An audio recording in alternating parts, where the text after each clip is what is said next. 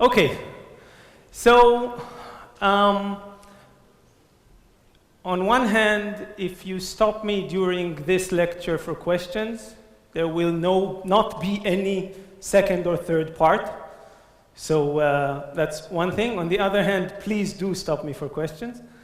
And we don't have to finish everything. And the main thing is that I want to talk to you about quantum measurement, optical quantum measurements, and how to make them fast. What limits us now? How can this limit be overcome? What can we gain by doing this?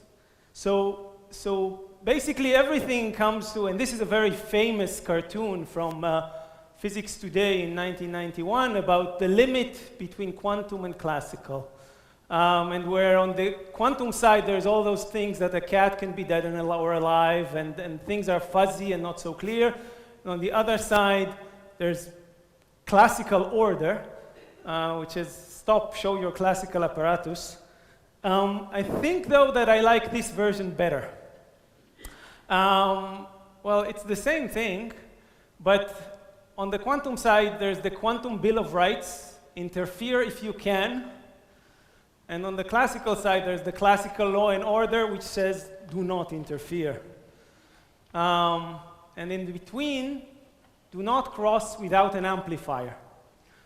And this do not cross without an amplifier is an important point which we need to think about. And then now we're talking about quantum measurement. This is rather general, but since I'm an optician, and specifically an experimental optician, I'll talk about light. So we're talking about this amplifier that takes you from the quantum to the classical. What can it be? What can it not be? And how to make it better. So in optics, there are only two quantities we can actually measure. One is we can count photons.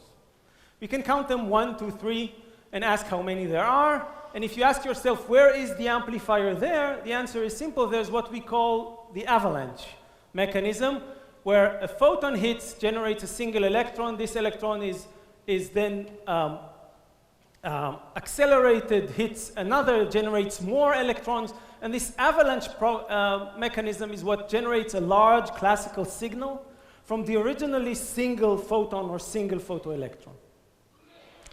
The other thing, the only other quantity that we know how to measure, and this will be the one that we're going to discuss all through the next part, the rest of this talk, and is to do a Homodyne measurement, which measures the position x and the momentum y, or as you will immediately see, those are the cosine and sine components of the field. And how do we do that? We need something that is called the Homodyne gain. And this will be explained soon. So this is the one that takes us from quantum to classical, to see and to be measuring. And since we are doing quantum mechanics, we can measure only one of the two at a time. We can't measure both. In this case, you can measure the number or the phase, but you cannot measure both. But the phase operator is a little bit more complicated, so let's forget about that.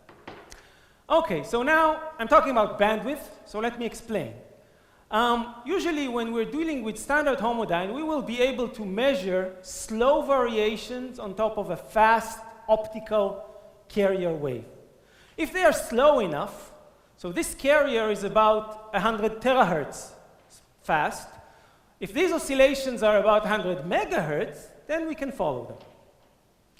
But what happens, and this can easily happen, when the bandwidth becomes optical as well? This is, for example, a bandwidth of squeezed light that we generate in our lab. It's 100 terahertz wide. We hold the world record, but it's not such a great record. That's not the point. To make broadband sources, that's easy in optics. And then that means that you have something where the phase and amplitude are varying very fast, almost as fast as the carrier itself. How could you follow this? So that basically means, and usually what people do is they can't do this, so they use just the center, or just the 100 megahertz of this 100 terahertz bandwidth, and this sounds like you're losing something. This sounds like something that you shouldn't be doing. Well, let's look at this in terms of, this is a quantum, quantum technology and quantum science, so let's look at on this from the point of view of quantum communication. If we think about doing quantum communication, then of course there's the bandwidth limit. The bandwidth limit tells us what is the smallest bit we can generate. So this small windows, small rectangles tell you what is the size of a bit given by the bandwidth limit. But then there's the detection limit, how fast this detector can work. Usually you would like those two to be the same, but sometimes they're not. And if the detector is slow, then that means that this, which is what you would like to do, encode every possible variation with a number, with, say, a bit, is something that you cannot do anymore because your detectors are too slow. And the best you can do, if by chance you can also detect where this bit was, is to take, say, just one photon, put it somewhere in here, and then use this a little bit of extra information to get a little bit more bits out of this, which means that you can get something like log 2 of n bits. But what you want to do is this. You want to have n bits. And in optics, this ratio is huge. The bandwidth limit is tens of terahertz, and the detection limit is tens of gigahertz if you have a really fast detector. And if you want to do quantum measurement, you don't get that high. So this bandwidth is really somehow a lost quantum resource that we should really think on how to recover, how to come back to doing this. I'll show you another example. I mentioned that we have this broad bandwidth of down-converted light. If you look into it, it's actually a comb of small frequencies, and they're entangled. This pair is entangled, and that pair is entangled, and this pair. And overall, we can have 10,000 or nearly 1,000,000 entangled pairs of modes. They are very simple. They could be thought of as quantum modes. You can make big cluster states out of them, huge cluster states out of them. You can make a complete scheme for quantum computing. I won't tell you anything about it, but you can. And then the whole thing falls on measurement. How do you measure all of them at a time? You need to actually, if you want to measure 1,000,000, you need to do 1,000,000 quantum parallel measurements. That's not so easy. And this is what I want to talk about, how we can make the quantum measurement faster. So after this long introduction, so what am I going to tell you? So I'll tell you about Homodyne, how it works, and how standard Homodyne works, and what are its limits. Then I'll tell you about, those continuous variables, those quadratures, will tell you something about this and how they can be used for quantum key distribution, specifically a little bit different than what I showed in the beginning. And then we'll talk about, okay, so how can we lift that Homodyne limit? Why is that good? And eventually how we're trying to use this, this parametric Homodyne that I will tell you about to do some quantum key distribution, but multiplexed at the same time. So, and then conclude. So let's start because we don't have much time. Okay, so classically, if you think about an optical field, a single frequency sinusoidal optical field, it has an amplitude and a phase. Of course, you can think of it as a cosine component and a sine component. But of course, this amplitude can vary in time, and this phase can vary in time, and any field, broad or narrow, can be described like this, given a carrier which stands at the center, and then these quadratures, they become time-dependent, but still, they are still the cosine component and the sine component of that field. Now, quantum mechanically, the problem is that those two, they are conjugate variables. You cannot measure both of them. So there's an uncertainty related to that. This is a coherent state where the two uncertainties are the same. Of course, you can squeeze that, meaning reduce the uncertainty of one at the expense of expanding the other one. This would be a squeezed coherent state. How do you do that? You use a parametric amplifier that amplifies only one quadrature. It will return very quickly when we continue to talk about this. And of course, you can do that also to the vacuum. So you can take the vacuum, put it through a parametric amplifier, which amplifies one quadrature of the vacuum and de-amplifies the other, and generate squeezed vacuum. where the uncertainty of one quadrature is lower than the vacuum fluctuation at the expense of expanding the other one. And you can actually use this to do, for example, quantum key distribution. And that has to do with the question of what. So let's do the following. Let's decide that this would be 1 and this would be 0, meaning squeezing along the real axis of amplitude will be 1, and squeezing along the imaginary quadrature will be 0. Okay, but of course I can do this just as well. And then I need to know what to measure. If I squeeze like this and measure along x, I'll be able to recover this, or the squeezed quadrature. I need to measure along x and y. And here, so this is very much like BB84, if you know it, where we do the same with polarizations. Either you measure in this polarization or in that polarization. And those two bases are complementary. Of course, there's an entanglement version of the same thing. You have a source that generates entangled photons, which are entangled such that they both have this, they are completely random in terms of quadrature. They could be anything, but they're correlated in their quadratures. So meaning that if you measure both x on both of them, you'll see the same, you'll see great correlations. If you measure y, in this case p, on both of them, you also see perfect correlation. But if one measures x and the other one measures p, then it's uncorrelated and they know nothing. So this is the basic idea for doing quantum key distribution using quadratures as the quantities that we use, just as people are talking about polarizations of photons. Now, okay, so this comes to the question of how do I measure a quadrature? How do we measure a quadrature? And then, well, I have this field, I want to measure x or y. The answer is simple. If you want to measure x, multiply by a local oscillator at the same phase, and average over at least one period, one optical cycle, and you'll get x. So this is mathematically what you want to do, and physically what you want to do. You need this kind of mixer. You need a multiplier, and of course, if you want to measure y, then you need to flip the phase of that local oscillator, and you'll get y. So you need to control the phase of that strong local oscillator, multiply it by whatever input you have, and extract x or y. You cannot get both. Then, okay, so that's what we want to do. How do we do this today in optics? The standard method is the following. Take your optical input, take your optical local oscillator, meet them on a beam splitter. Then here you get the sum of them, here you get the difference. Detect both of them with a detector. So measure the intensity and take the difference. It's a balanced detector. Now, so that whole thing plays the role of the optical mixer, and the nonlinearity is the fact that those detectors are square law detectors.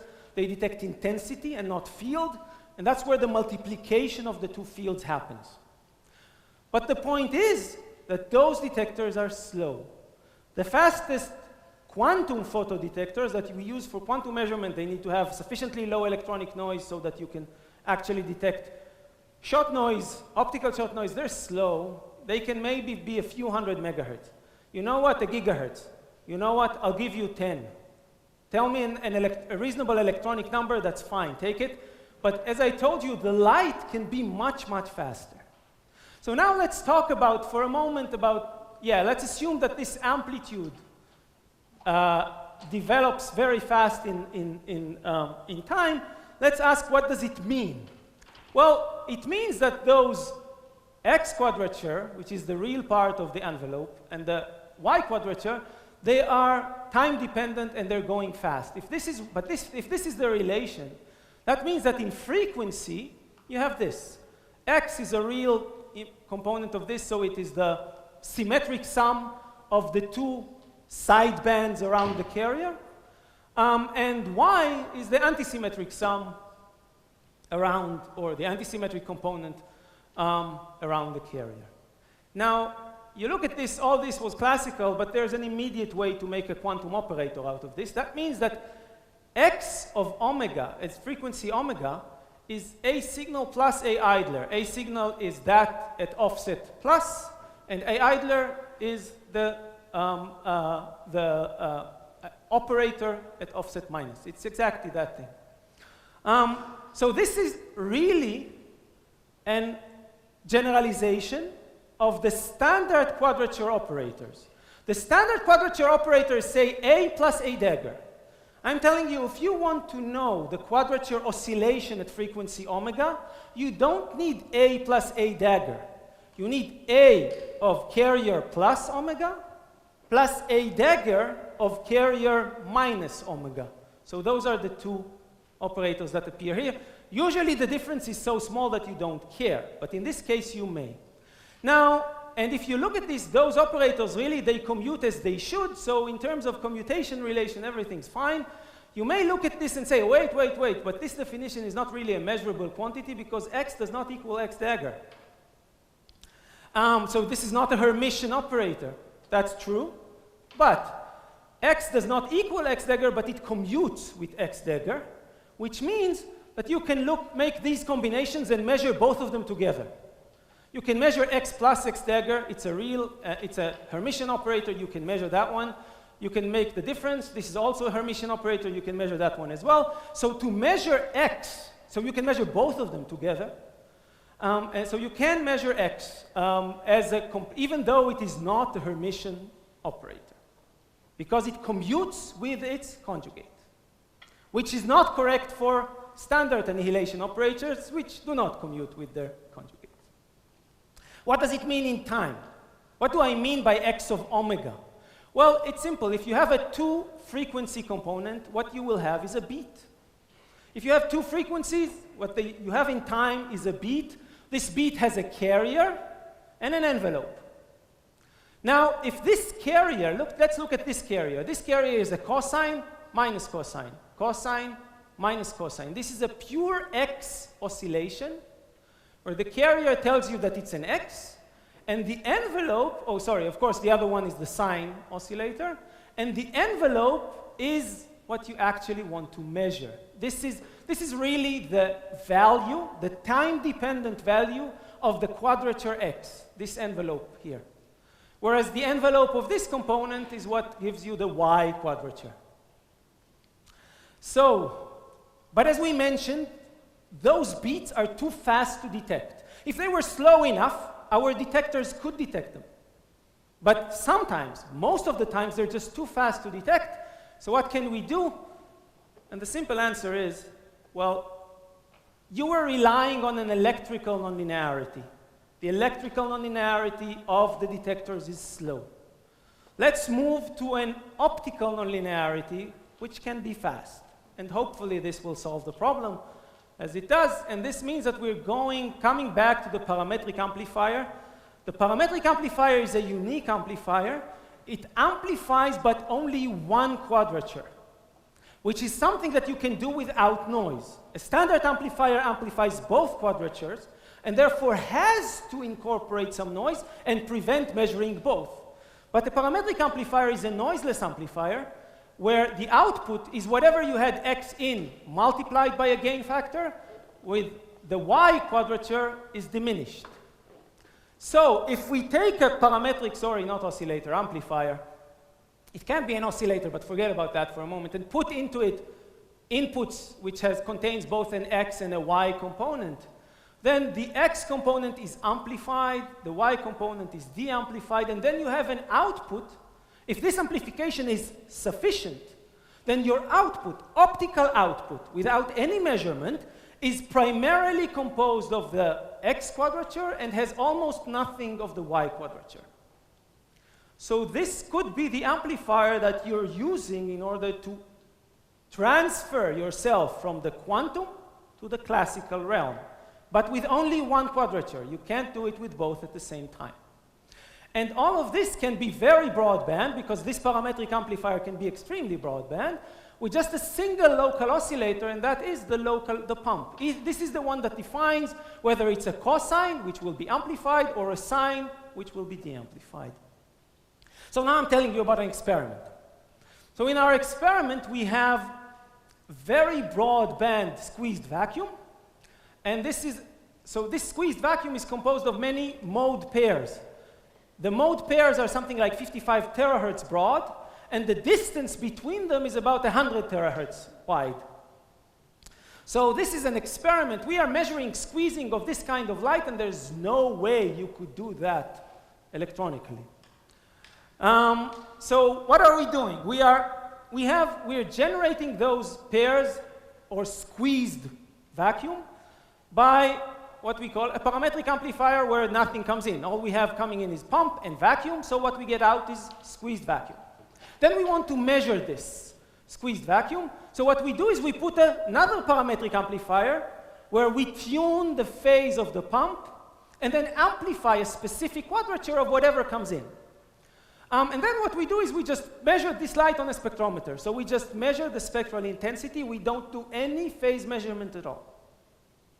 Everything that is phase dependent already happened here. And then, so let me show you, so this is the experiment. It's a very simple experiment. And then let me show you how the raw results look. The most important line is this green line. This is what we call the vacuum level.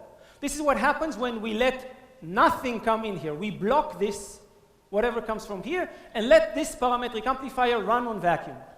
So this is the output that you get as a function. This is a spectrum of the signal side. This is the output that you get on pure vacuum input. And then we let the vacuum in, let the light in, and you see that sometimes we get less than vacuum. This by itself is a non-classical signature. Because if this is a parametric amplifier, a classical amplifier can never give out less than its own noise. And this green line is the noise of the amplifier. So classically, you should never be able to get less. Quantum mechanically, of course, you can. So we get less than that because we are now amplifying a squeezed quadrature, which is less than vacuum. And of course, we can see also the stretched quadrature. You may ask yourself, why are these strong oscillations? That is because the way we tune our phase is with a glass window, which has some dispersion. So for some frequencies, with the given orientation, this glass gives you a phase of the squeezed quadrature, and at the same time, for another frequency, it gives you the stretched. But as we flip it, the entire picture flips. So don't worry about the fringes. Just look at the fact that we can sometimes measure this, and at the same time, or that, changing the phase of the local oscillator or the amplifier. And we can make a complete homodyne measurement out of this. If I had 3 lectures, I would explain exactly how, but I don't, so you'll have to believe me or go read the paper. And we can extract the quadratures out of this, really calibrate this just as we do with homodyne measurements. And we can know that we had something like 1.7 dB of squeezing across this entire bandwidth. 1.7 dB of squeezing is not something to brag about. I would not show it very strongly. People are doing 10 dB easily today, and even 15 dB optically of squeezing has already been demonstrated. So beautiful. But the main thing is this. We did this over 55 terahertz of bandwidth. And this is something that nobody could do before.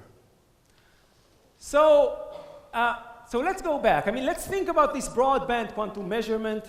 How are we doing in time? I'm not following. OK. We'll be OK. We're talking about a broadband quantum measurement. Let's think about this. What we have at the input is, on one hand, optically broad. So it has a large bandwidth. And it's a quantum state. It's fragile. It cannot suffer loss. It cannot suffer decoherence or noise. All of those things are problems that we should be careful about. On the other side, there's what we get on the classical world. And then there are 2 things. One, it should be a classical signal that is no longer sensitive to loss or anything like this. And the other thing, it would be, usually because we use electronic devices, would be electrically narrowband. And we need to somehow transfer from one side to the other. So, and then there would be a limit where you lose the bandwidth, and there would be a limit where you lose, or where you move from quantum to classical. And the point is that you want this transition, transfer to classical, to be as early as possible. You want to amplify. You want, just as any engineer knows, you put the low noise amplifier immediately after the antenna, because you want to amplify very early so that you will become insensitive to additional noise. And you want the loss of bandwidth to occur as late as possible, to lose the bandwidth at the last point where you... and if you think about standard homodyne, then everything happens at the detector.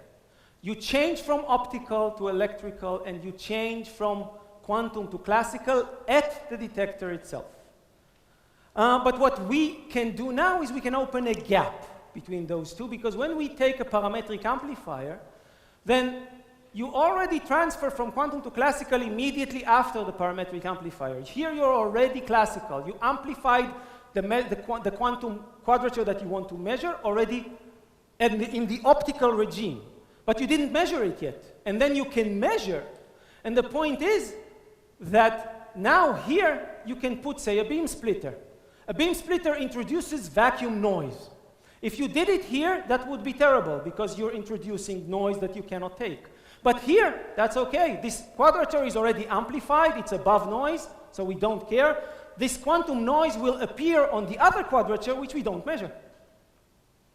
So, so this thing of, it seems like, oh, so a parametric amplifier helps. That seems like a good idea. And when we did that, we were sure that we discovered something huge. But then we were fighting to publish this paper for quite a while. And then we saw this paper in Science about the quantum phase magnifier. It's not about optics. It's about spin squeezing in a cold atom. They were doing magnificent results with 20 dB of squeezing in atoms, not in cold atoms, not in optics. And we were saying, but we had it. But guys, okay, they were relying on this paper from PRL, which appeared about a year earlier. Oh, sorry, not a year, but several months earlier. That also described approaching the Heisenberg limit without single particle detection. It's basically the same thing. Put a parametric amplifier, it helps. Well, but if you dig deeper, they were not the first either, because in 1999, this was used in terms of doing all optical quantum teleportation. Yeah, based on optical parametric amplifiers. But they're not the first either. Turing?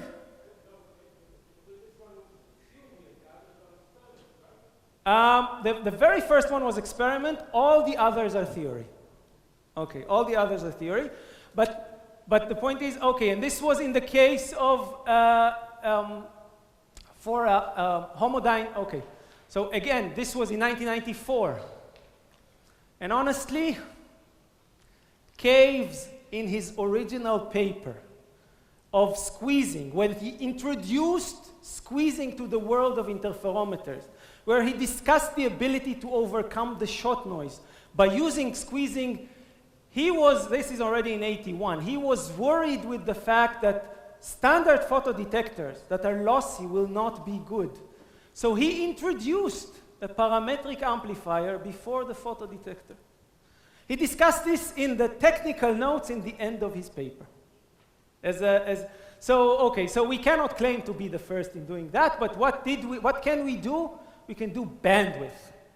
And now I don't really have time, so I won't really tell you, but if you want, you can come to me and ask me later how we can use this to do quantum key distribution, and now that is multiplexed. We're now using all those frequency pairs of our generation bandwidth to encode many channels of quantum key distribution.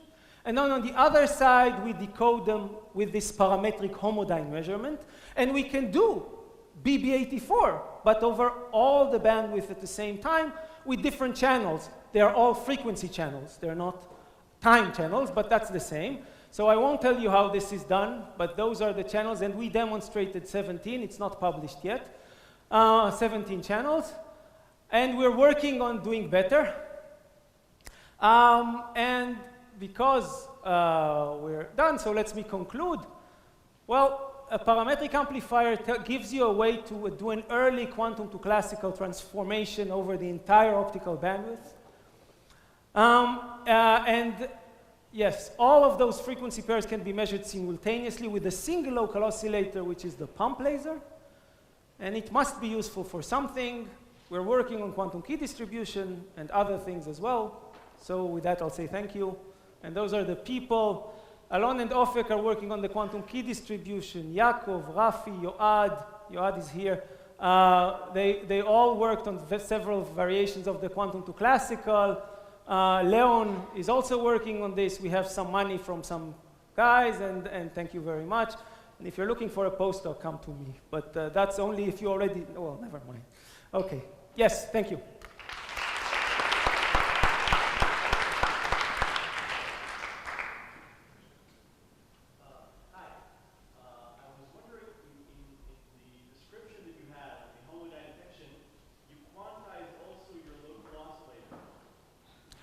You're asking if I do, or? I mean, you wrote it down as if you have your local oscillator quantized. No, actually the local oscillator, the Homodyne measurement assumes the local oscillator to be classical. And it is in order to do that, you actually use a very strong laser where you can neglect the quantum noise of it. And actually, it is an important question what happens when you include the quantum noise of that, but the approximation of assuming a classical local oscillator is very, very good. I mean, the pump laser that we use and also the local oscillator that people use in Homodyne, to assume it classical is a very fair assumption. So it's actually my second question. What is the quantum noise that your local oscillator adds, if you can elaborate on that? Okay. Well, you know, if you think about the local oscillator, we assume to have a perfect phase. Obviously, that's not the case, and it is slightly rotating by the shot noise. So there's a shot noise limit to that. But then, so that means how well can I define a quadrature to begin with? So when I say I want to measure the X quadrature, then I need to define the phase of that local oscillator perfectly. But I don't. There's a limit to it. There's an uncertainty to that point. And this tells you how well, what is the best quadrature you can measure. But usually, this uncertainty of the local oscillator is so much smaller than the uncertainty of the state that you're measuring, that you don't care. If your state could be measured with such great squeezing that this would be important, then you should start thinking about that.